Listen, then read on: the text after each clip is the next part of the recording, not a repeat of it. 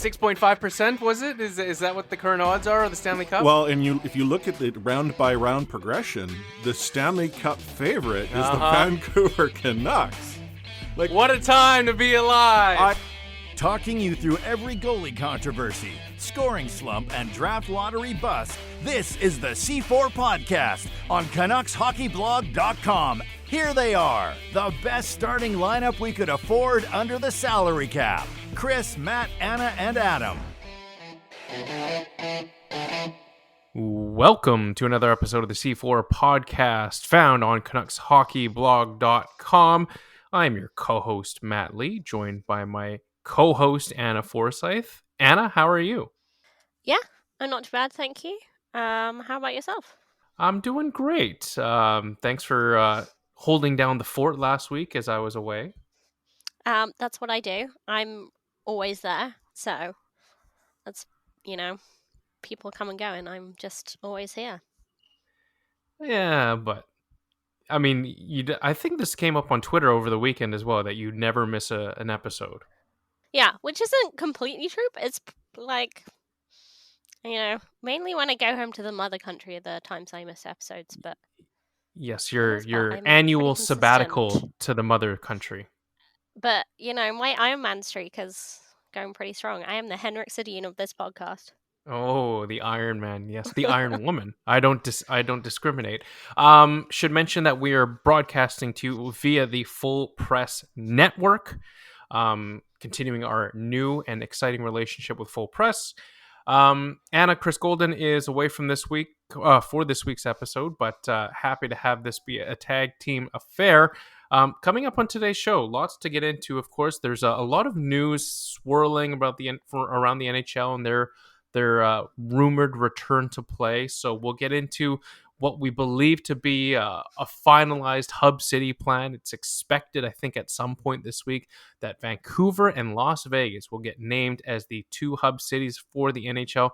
We'll talk about that. Edmonton's still in the mix as well, putting together an 11th hour push from Premier Jason Kenney. So we'll talk a little bit about that. Other big news in the NHL this week, the draft lottery happening this Friday. My money is on Team C. Yeah, sure.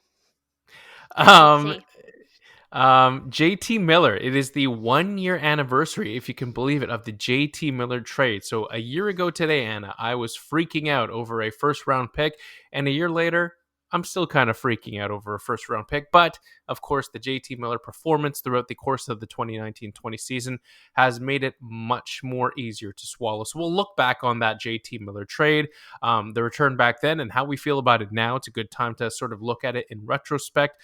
Also continuing our Vancouver, Minnesota play-in primer. We'll look at three players on both the Canucks and the Minnesota Wild who could be difference makers in this series, as well as one under-the-radar player who could also have a coming-out party in that series. So a lot to get into, Anna, and let's get right into it. Anna, before we start the show, I think it's worth mentioning right off the top that our condolences do go out to the family of Troy Stecher. Some very unfortunate, tragic news happening to the Vancouver Canucks organization earlier this morning as they announced the unfortunate passing of Troy Stecher's father, Peter. On behalf of us here at the C4 Podcast, our thoughts and condolences go out to the Stecher family. Anna, you saw the tweet earlier this morning. What were your sort of immediate thoughts? Yeah, just a real tragedy. Obviously, a tragedy at any time, but in and around Father's Day, it's particularly poignant.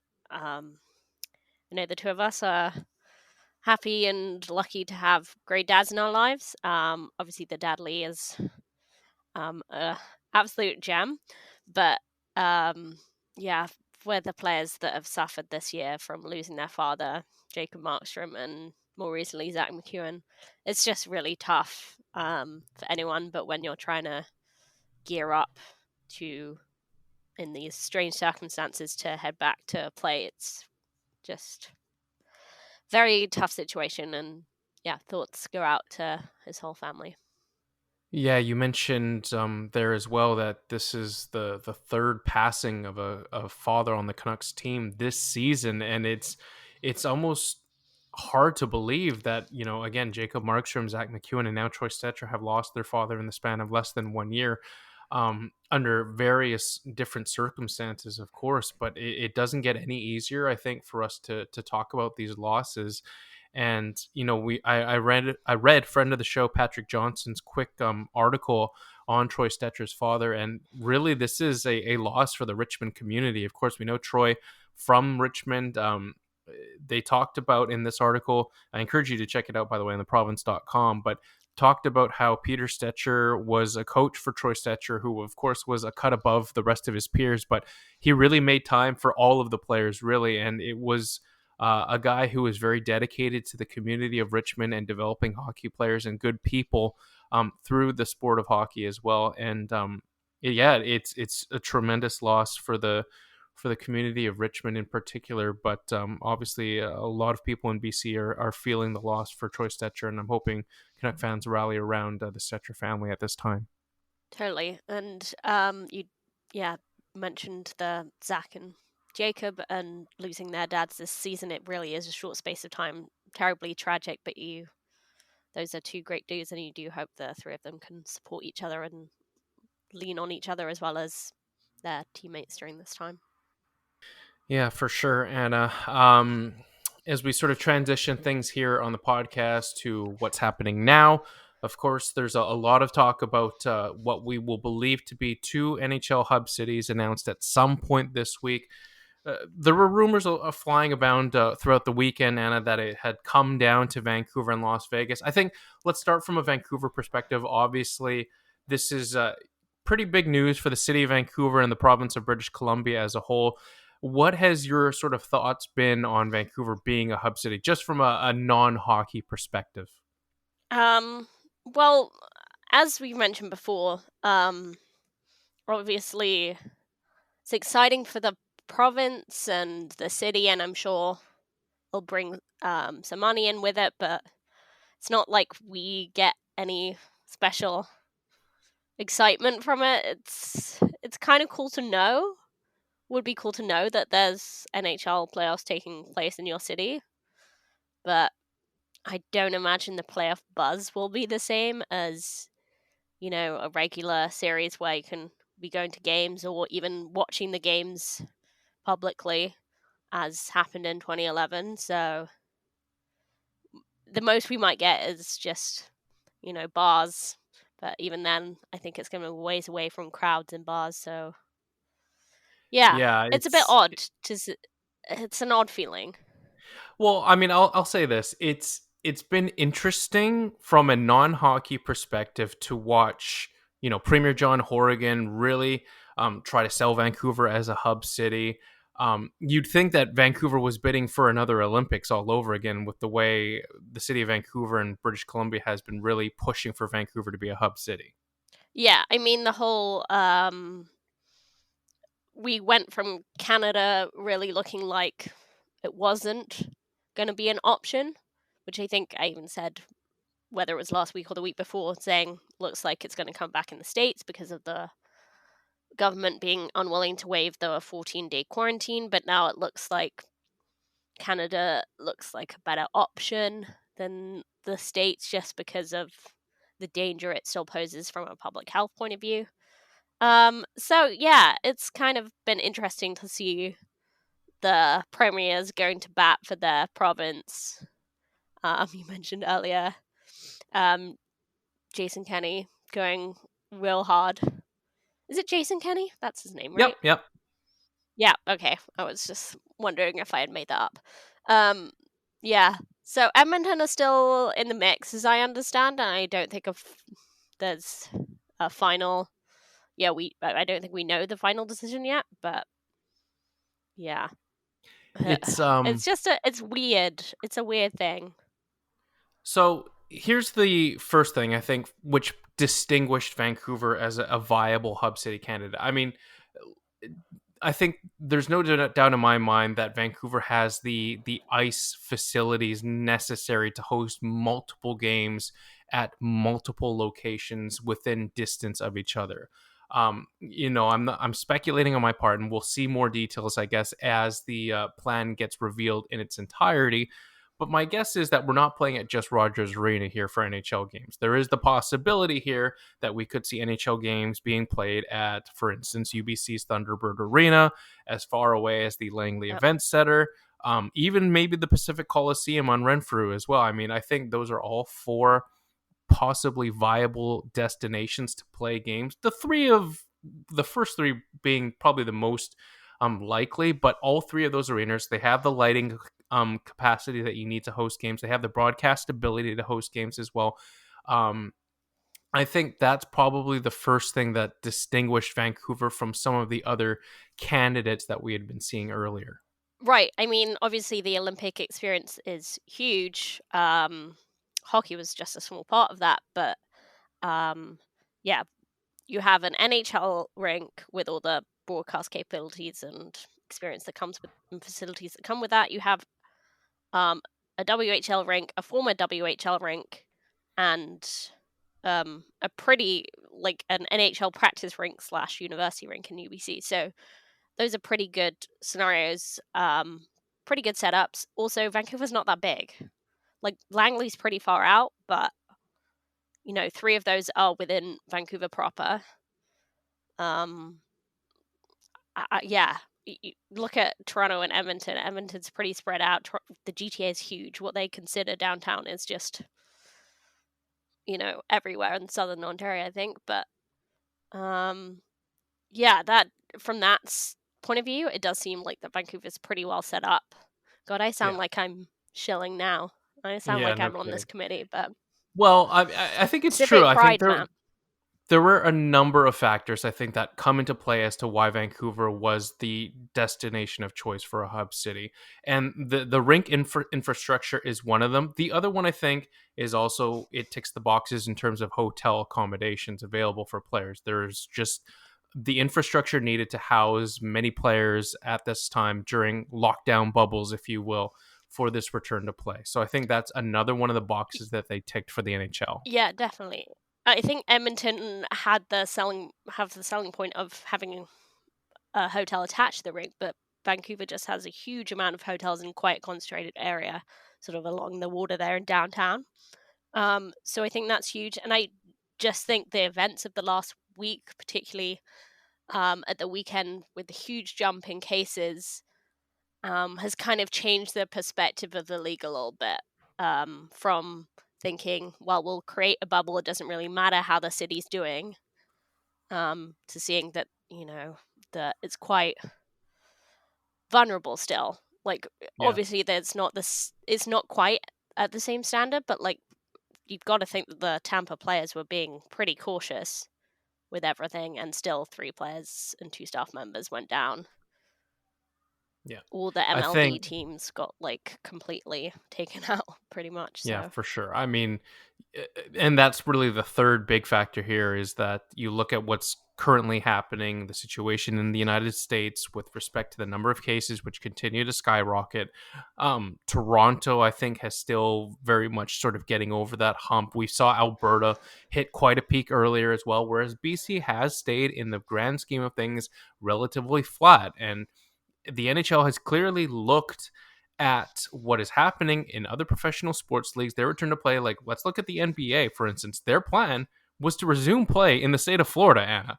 And I feel like that might be very yeah, much up in the air at this point. And the NBA latched onto that plan very early from the get-go, and they're probably rethinking that a little bit right now. But the NHL has taken a bit more of a cautious approach, been holding their cards close to the vest to sort of see what the cities are looking like at this point in time. And again, at this point in time, Vancouver and British Columbia still remains relatively flat. So I think there are 3 big factors that have played into why Vancouver was one of the top contenders for a hub city. yeah, and I do think it's worth noting that Nevada has seen a huge spike in cases, but I guess their thinking is that with all the facilities available in Vegas, just a plethora of hotels, entertainment options, and um, just space that they can put any rinks and stuff like that they need. I guess the thinking behind still back in Vegas is just that they will be able to control that with the amount of facilities available, I guess. That's the For thought. sure. Totally about Vegas being able to keep players in a much tighter bubble than they would in other cities, I think is probably the logic behind that. I do think that Edmonton is at least somewhat viable, but I do think Vegas's facilities had to have put them a cut above Edmonton in this case. Yeah, and I guess we'll see for sure this week whether Vancouver has truly made it. But I do think, for the reasons we've outlined, it is probably a better option than Edmonton. Yeah, Definitely. totally cautioning that we have yet to confirm at this point in time on a Monday evening what the NHL's actual hub city plan is, but that's what we're looking, I think, at this point in time. And of course, the situation does rapidly evolve as the days and weeks move on, but that's where we're currently standing. Hmm. The next question I wanted to ask to you, Anna, the other part of the speculation is that Vancouver would be the hub city for the Western Conference, while Vegas would be the hub city for the Eastern Conference, which does mean that Vancouver gets to play in their own city. Now, totally mentioning that Vancouver players would have to stay in a hotel, they would have to be in a bubble. There's not even a guarantee that they would play in Rogers Arena. Um, is there any advantages to be had for Vancouver players if they are to play in Vancouver? Well, like you said, it's still an unusual scenario, but I think it's definitely an advantage just to have that peace of mind that you're in the city that you know. You could be playing in your home arena where you know the boards and the bouncers and the locker room setup back to front, or you could be playing in a rink you practice in all the time. Um, I don't know if Canucks have any experience in the Coliseum or Langley Event Center, but I think there's a definite advantage to just that psychological state of mind and the feeling at ease in your adopted hometown. What do you think? I think there's definitely something to it. Even just having that familiarity with the city may give you somewhat of an edge. I think it might be more psychological than anything. You know, Yeah. the opponents that the Canucks are playing might think that there's an advantage that they're up against, but I mean, I think it's more mental than anything. But sometimes mental advantage is better than no advantage at all. Yeah, I agree. It might be more of a perception thing, and just that feeling that Vancouver is starting on the front foot. That even though we don't have the crowds or anything, that you kind of won in some kind of way. Um, and I do think so hockey is a completely different sport, but we have seen the return of the Premier League, and we've seen the return of the Bundesliga, and home advantage has kind of somewhat been mitigated by the lack of crowds. But I think crowds are quite important in football in a way that they potentially aren't as key in the NHL. I'd love to read a study on that. I don't actually know the answer. That's just my gut feeling. Yeah. Um, and for the fact that they're dealing with very awkward situations surrounding travel, um, that potentially, like a hub city, you wouldn't have to be dealing with. You wouldn't have to be flying in day of the game or things like that. So yeah, I don't think it's going to be huge, but yeah, I do think that edge will be there. Um, this other thing I wanted to float your way, and you can tell me if you believe it or not, or if there's something to it or not. But a part of me also thinks that there's a little bit of a long term advantage here, or a long term gain here for Vancouver, in the sense that by hosting hub city games, the NHL, or the Vancouver Canucks rather, can sort of at least showcase the city itself to potential players who may be willing to come to Vancouver one day. Um, Vancouver's obviously, Anna, a very beautiful city, and I think that if the NHL and if the city of Vancouver does this right, they might be able to sway some players who have looked at free agency and the possibilities they might have, and players may be able to say to themselves, "I could see myself living and playing in Vancouver one day." Thoughts? I think that might be a bit of a stretch. I think that might be wishful thinking, just coming from the point of view that I don't think what bothers players or like might stop players from coming here is the city. Or like I think that's one of the major selling points, and something that gets mentioned a lot is players like coming here to play and visit. But what might give them pause is things like how the team is actually doing, which might not, it might not mean. I don't think that opinion will change over Yep. a hub city. Like, I just think that a lot of players think very highly of the organization of the Canucks in terms of logistics and the way they set things up and look after you. I don't think that's really an issue. Okay, fair enough. I mean, I'm just sort of looking for some sort of long-term advantages that maybe Vancouver might have out of Yeah, and potentially I hosting appreciate at you the hub being city. positive, Matt. It's You nice. got to look at it. But yeah, and Hey, we're not the best mediocre podcast for nothing here.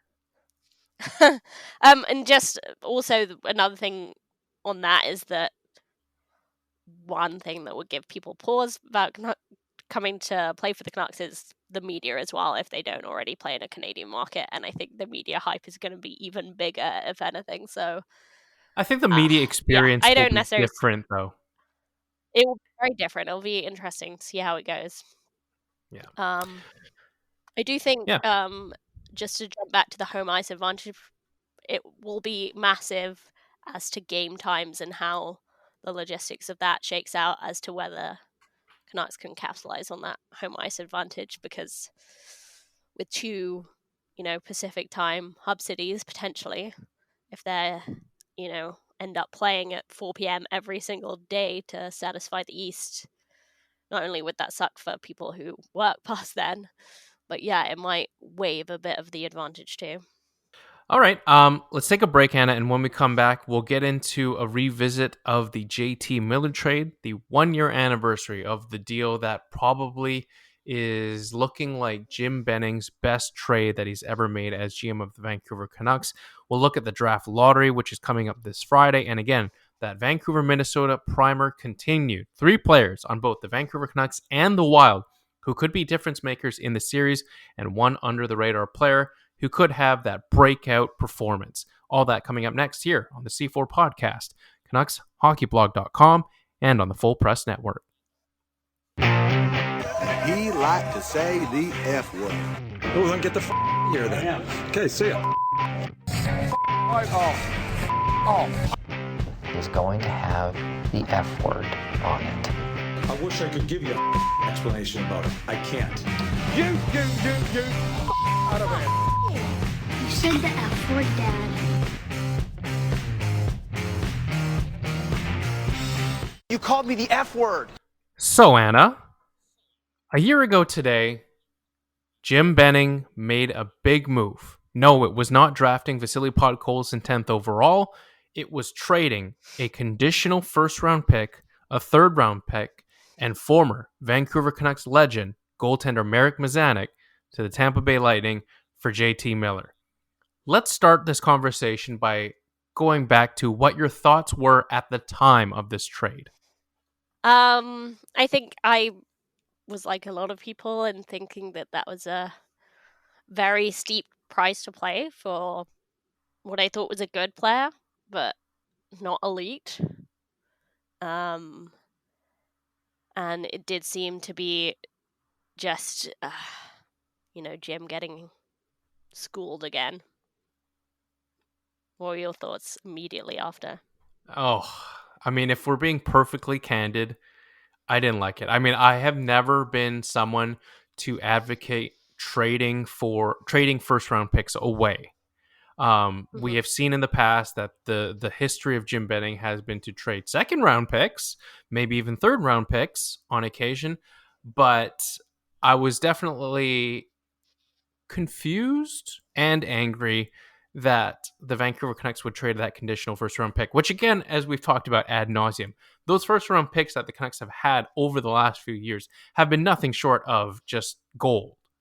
Like the track record has been there. It was the one proven area that the Canucks could draft well in the first round. Ole Juolevi aside, but you've seen Elias Pettersson, you've seen Quinn Hughes, you've seen Brock Besser. These were all players drafted in the first round. It was like a very good, like 3 of those 4 players under Jim Benning's reign, not including Jake Virtanen, like you're hitting at a 75% hit rate with your first round picks. And to trade away that first round pick, I think we all knew at the time that Miller and an improving young Canucks team, they would probably be good enough to scratch for a playoff spot, but might come up short in 2020 and would ultimately have to give up that 2021 first round pick. Right. I think, yeah, that was the feeling. And yeah, it's not, we weren't wrong. Canucks are just like ended up in this shortened season just about where we thought they'd be, right? Just Right. hanging outside a playoff spot. Obviously, bearing in mind we played fewer games, but yeah, I don't think that was a false assessment of the team. I think we'd all be lying if we thought JT Miller was going to be as good as he has been. I don't think anyone thought he was going to be bad, but I think, yeah, his level has just shocked us. But I think the point to make, I made it time and time again, so I won't harp on too much about this, is that whether, like, it still can be a steep price to pay, even if your assessment of JT Miller was a bit low. Yeah. Like, both those things can be true, right?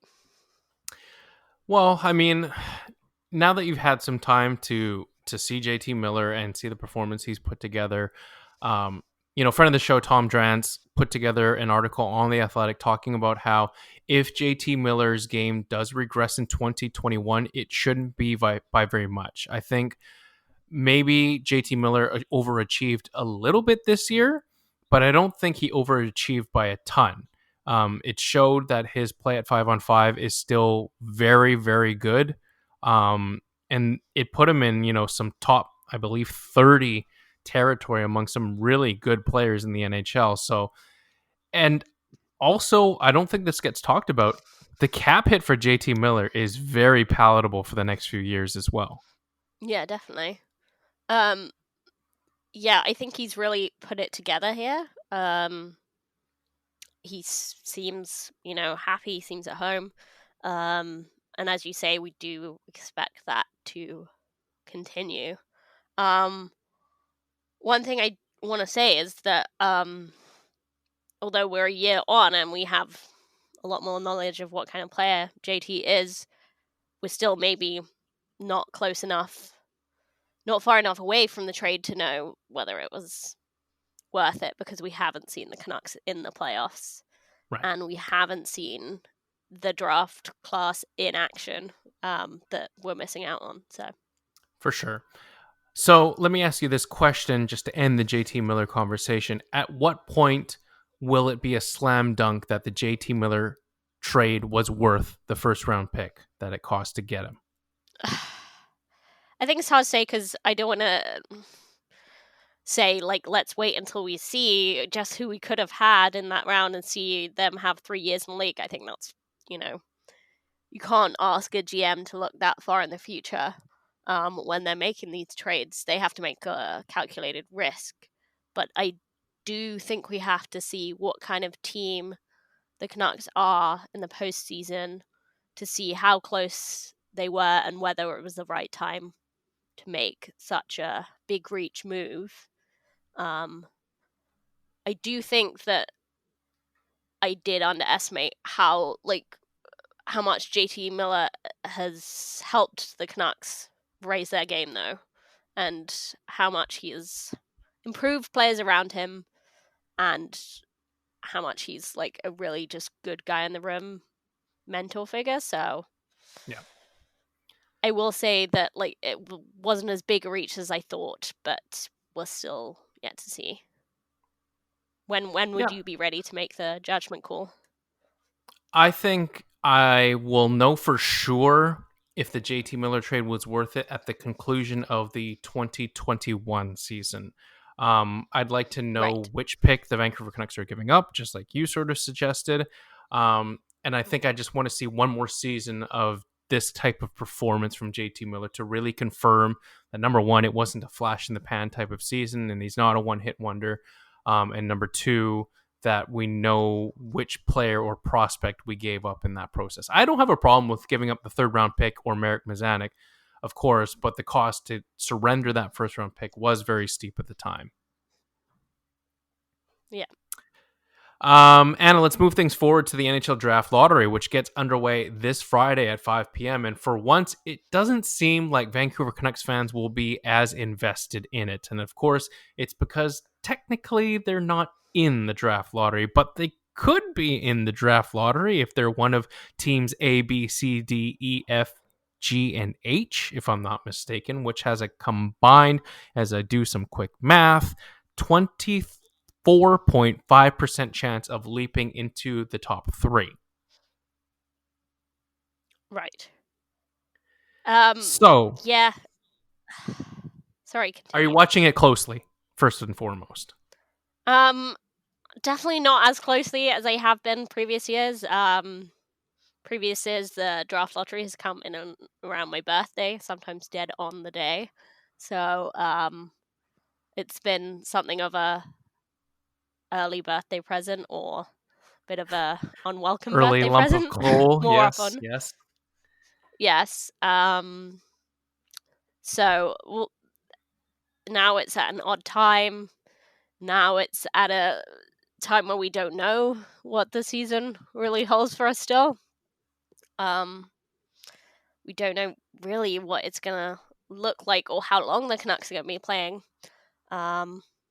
Yeah, whether they even last beyond this play-in series. But so yeah, I'm definitely not as invested because it won't give us an answer. Right. It'll just show us what we could have won in those So, like in a game show. But for sure. Let me ask you this question, and this was the question that we sort of posed back when the NHL announced the draft lottery format with the placeholder teams, if you will. In a completely weird world where all three placeholder teams win all three top three spots in the NHL draft, does a part of you want to lose the series to the Minnesota Wild so you can have that chance of being one of those top three teams? no, No, your I team just think playoffs. if we make it, yeah, like we're in this purgatory stage right now. And given how everything's set up, you just want to. I'm not necessarily of the opinion of the St. Louis opinion and, make it to the playoffs and you could win it all. I'm not that hopeful, but yeah, I also think it's pretty defeatist and lame after we've waited this long for hockey to come back that we just want to root for the Canucks to lose again. Yeah, I mean, it's an intriguing discussion, but if all three teams won, essentially the Canucks' odds, if they were not in the playoffs, their odds at getting a top three pick would be 37.5% chance. 37.5% chance of getting a top three pick. Yeah, But again, like Canucks the odds are the never in kind their that Canucks' defy the favor. odds. For Exactly. sure. I mean, and we're talking about the Canucks not winning just one lottery, but they'd have to win two lotteries to get that top three pick. right. So, although with all the caveats of how strong this draft is and which pick we'd rather give up, blah blah blah. Yeah, I just don't see it as it being worth it to really do anything but really try our absolute best and because especially with all those young players that we have, elite players, and we're just desperate to see if Quinn Hughes can translate to the postseason, if Pedersen can make it count in the postseason. We waited so long to try that out, and you've got like potential Calder winner, and they haven't been tried out in the playoffs, and I still think that means that it's hard to say that they're elite level players if they haven't shown what they can do in the playoffs.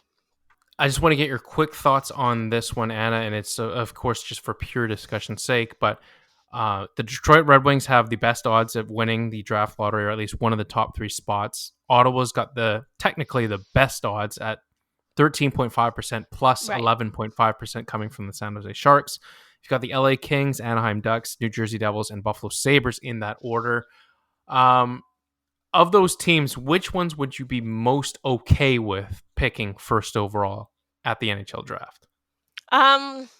It's hard to say because you're trying to separate teams that don't deserve it from a leadership perspective, ownership perspective, and Buffalo seems to be running into the ground, and Eugene Melnyk is just a real bad dude. Not just incompetent, but a real bad dude. But you feel so sorry for Senators fans. You feel sorry for Sabres fans. And Detroit are just very poor right now. But I think I'm going to say Ottawa. It just would seem like almost Canuck level draft luck for them to have this good odds and still lose. And I think they've suffered quite a bit. And from what I can tell, they're pretty disgusted with not just their ownership's incompetence, but his kind of less than charitable activities. So I think the Sounds fans deserve it, don't you? Yeah, I don't think I disagree. Ottawa has never had, hasn't had in a very long time the first overall selection, and if ever there was a time for them to be able to rebuild around a young, exciting player, it would probably be now. The idea of them even getting potentially 1 and 2 is kind of interesting just from a chaos perspective. I'll tell you what, I don't know who I would want to win, but I know who I don't want to win, and it's the New Jersey Devils and the Buffalo Sabres, 2 teams who have won the last 2 first overall picks. I think that, and I've said this before, I think that any team that's won a first overall selection in a draft lottery in the past should be exempt from being able to win it for a certain period of time. Right. So I personally I agree. I mean, look at Edmonton. They should be banned for a while just for what they've done with their first round picks. But Detroit, by the way, is totally devoid of talent. So I wouldn't be too upset if they won first overall. Yeah, and just to update you on the last time Ottawa got first overall, that was in Alexander 96. Daigle. Is it Alexander Daigle? I'm gonna guess. I don't think that's right though. No, it's not right. Oh. Did you hear Alexei the year? Yashin? Alexei Yashin? No. What? No. He was number 2 overall.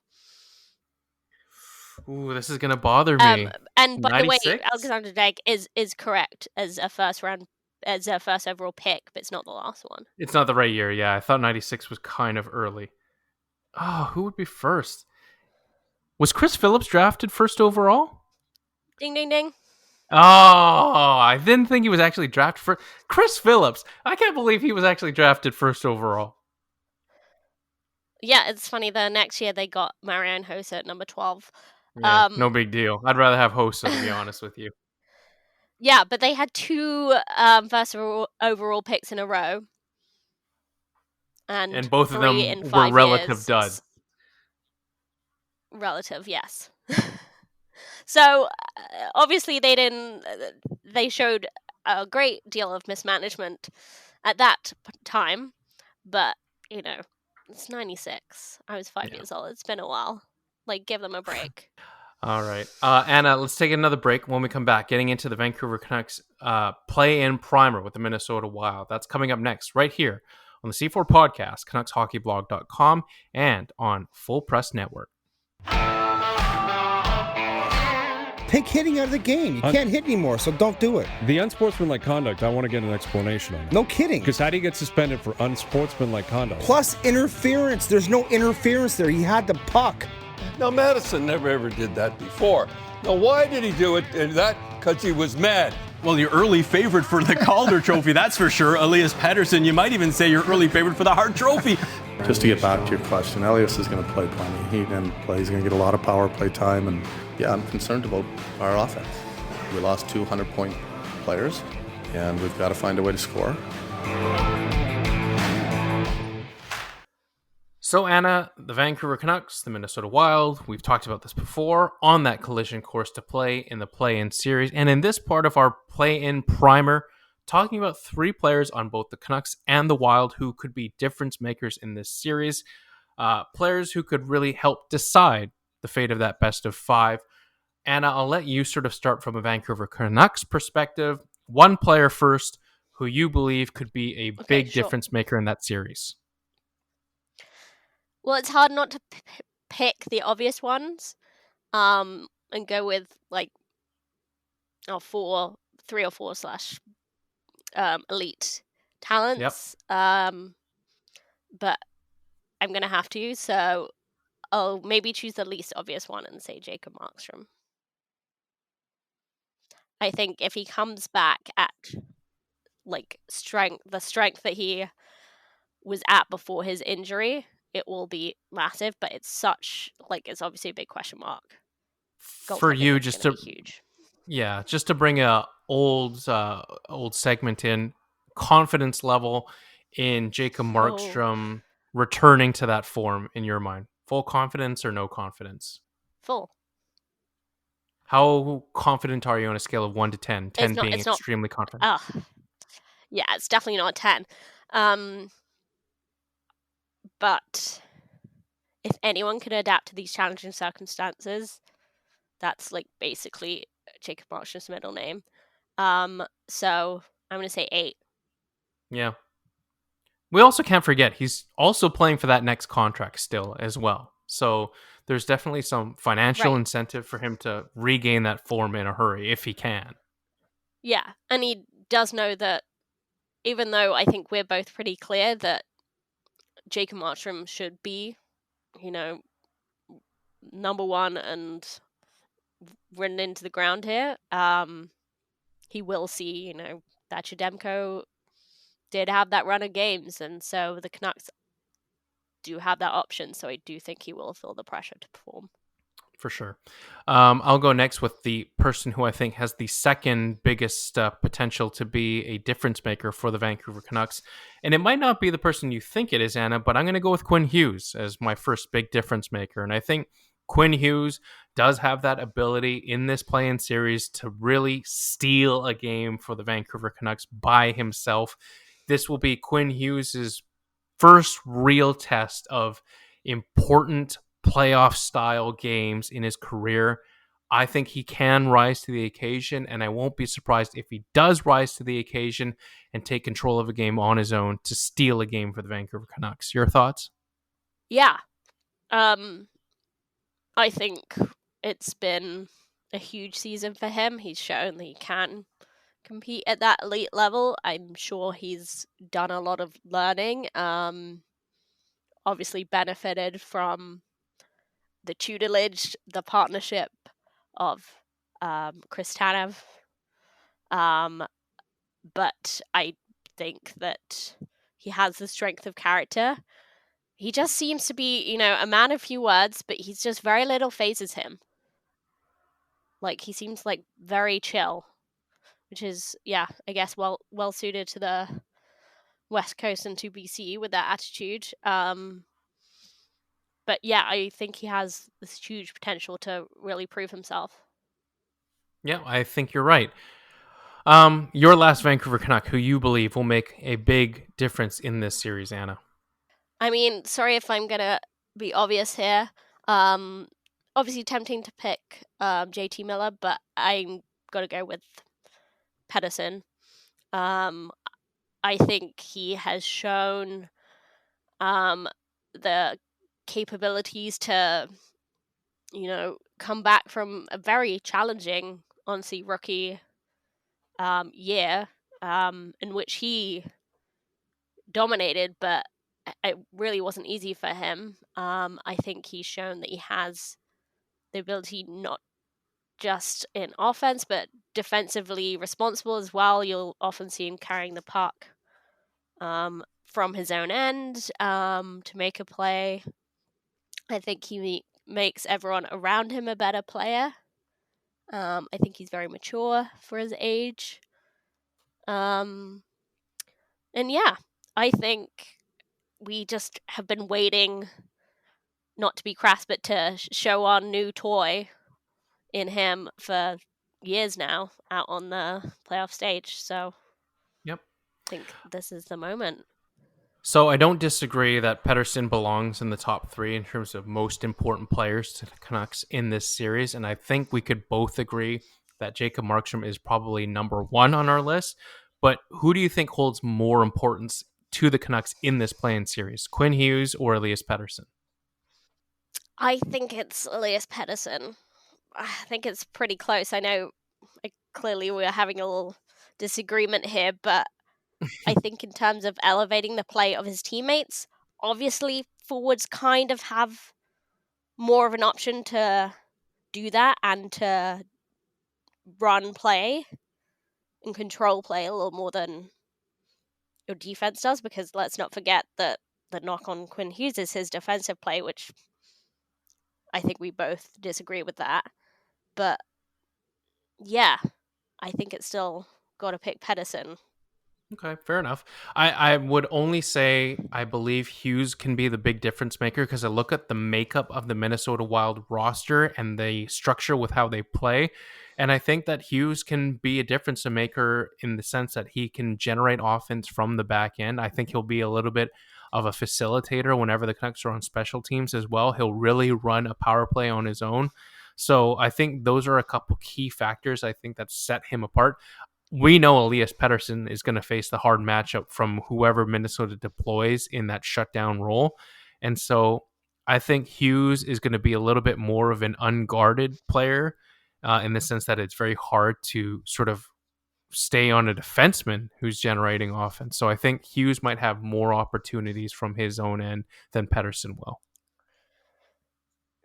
And I do take your point that it's actually from the way he plays, and it's particularly on a power play, but just in general, it's very hard to nullify him, Quinn Hughes. So I do take that point.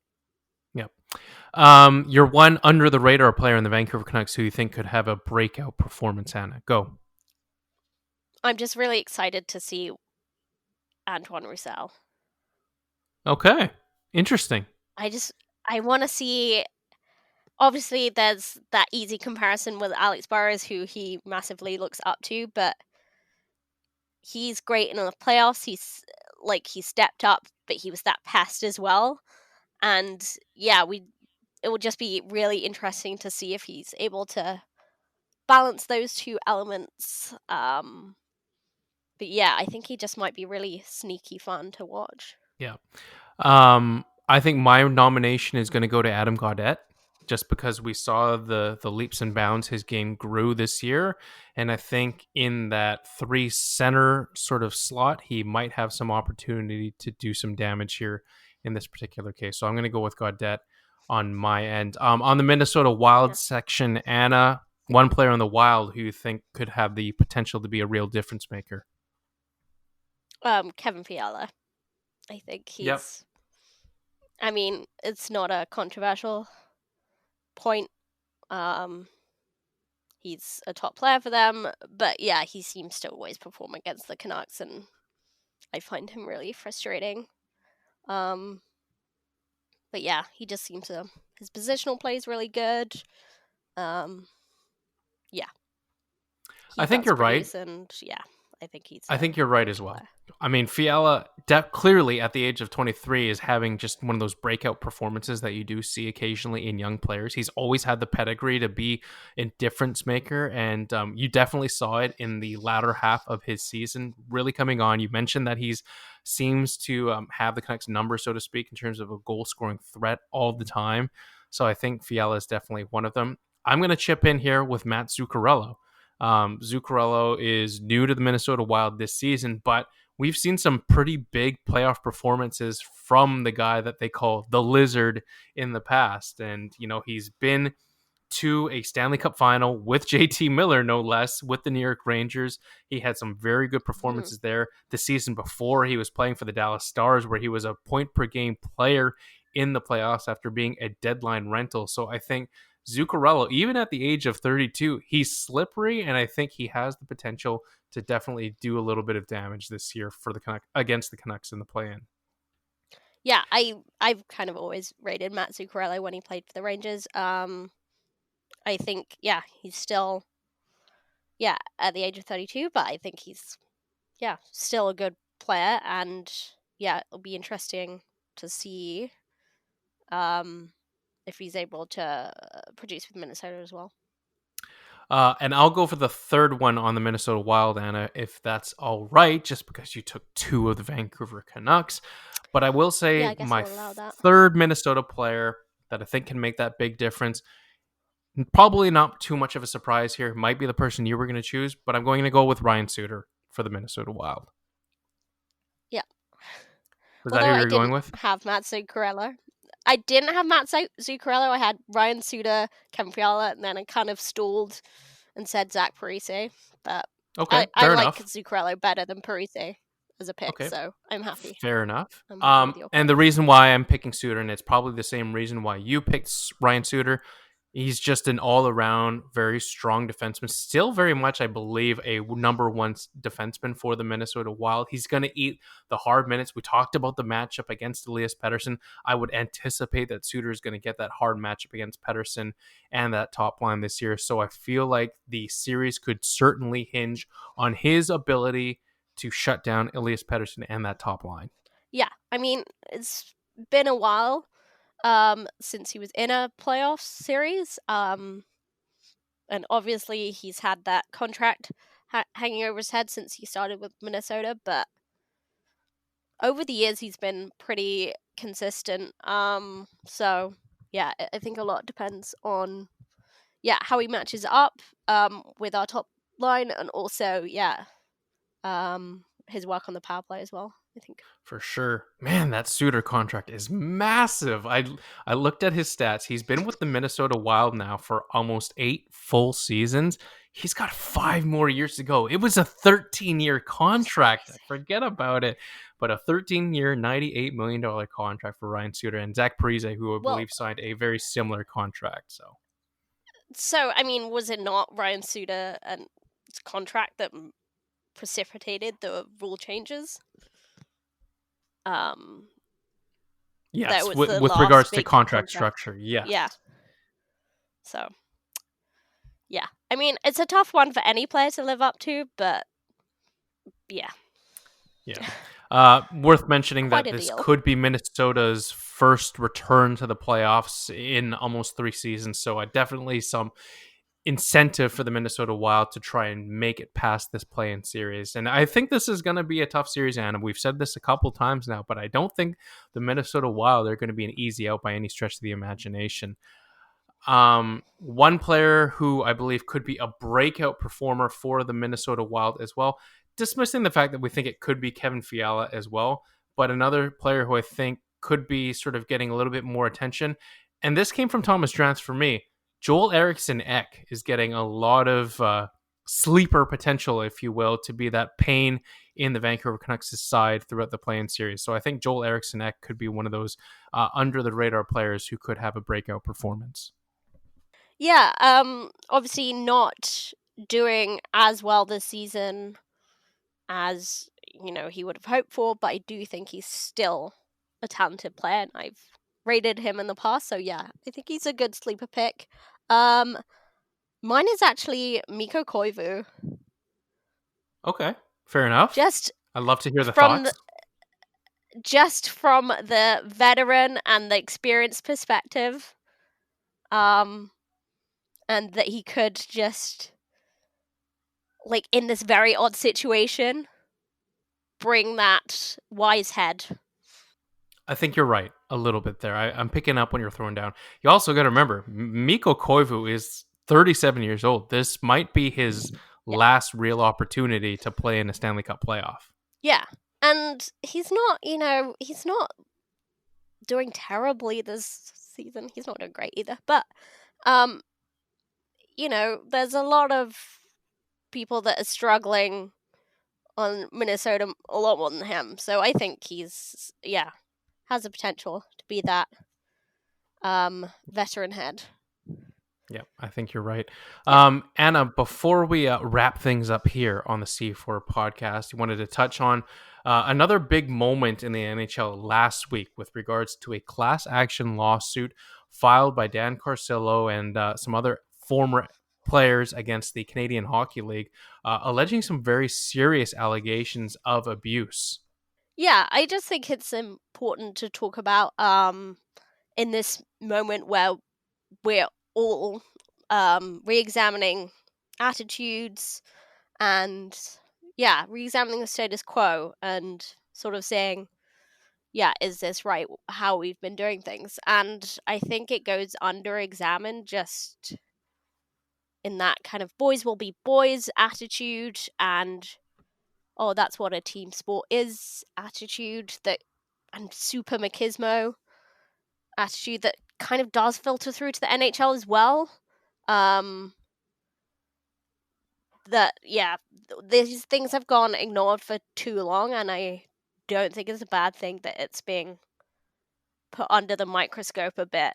And I just hope that the suit is sort of taken on its merits and on the evidence rather than, what the potential motivations of the players might be.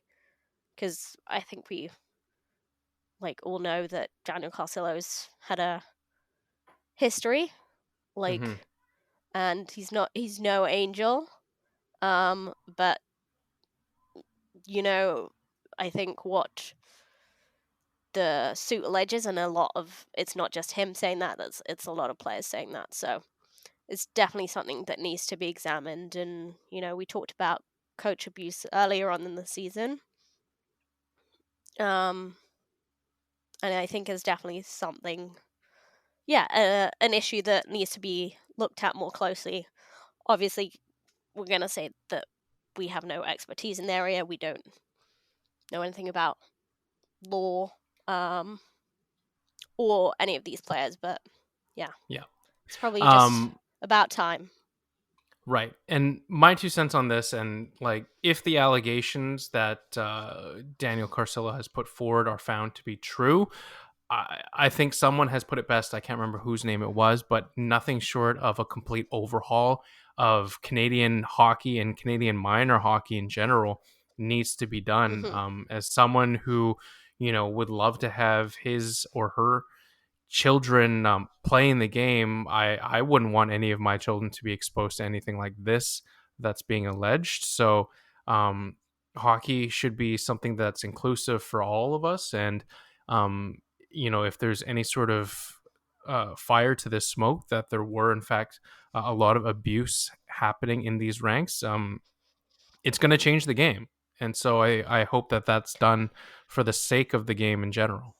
Yeah, and just one last thing. Even if you were looking at it from the pure cold calculating perspective, taking away what these players have suffered through, which I think is huge. But even if you're just looking at it from the pure perspective of think about how many players you're losing, think about how many talented players drop out the game at that stage. And even from that perspective, it's just a damn shame if, that were to happen. So I think you're right that it needs to be a huge investigation, all-consuming. Yeah, totally, for sure. Anna, as we wrap things up here on the C4 podcast, any final thoughts? Well, as much as I'm remiss to mention the person I replaced while coming on to C4, I did notice that it was, I don't know what to call him, ex-friend of the show, Clay's birthday. Yes, So the big birthday shout out to him, I 4-6. guess. Yeah. Certainly a special happy 46th birthday to friend of the show, Clay Emo, who tells me all the time that he still listens to the C4 podcast, even though he's gone on to bigger and better things. So a happy 46th and a belated happy Father's Day as well to the big guy, Clay. Yeah, I guess we'll see whether he listens now, huh? Yeah, call him out on it. Maybe he should actually be a guest once again for once in his life. So Anna, as we wrap things up here in the C4 podcast, again, we're going to anticipate that we will learn more about the NHL's finalized Hub City plan later this week. It's going to be an exciting time. We will be back next week to discuss what the NHL has discussed. We'll also have some draft lottery reaction as well. Will there be a placeholder Team C picking first overall in 2020? I guess we'll find out. And also there will be a guest, so tune in for that. Exactly. Looking forward to that guest, who we will announce in the appropriate time. So definitely tune in next week for what will be another great guest for us here on the C4 podcast. On behalf of Anna Forsyth at aforsyth03, I am Matt Lee at mattlee_61 on Twitter. My co-host, Chris Golden at Lightforce. You can find him, give him a warm follow as well. Join us on our Discord channels as well. You can find us at www.bit.ly/C4Discord. Check us out. With all that said, we're out.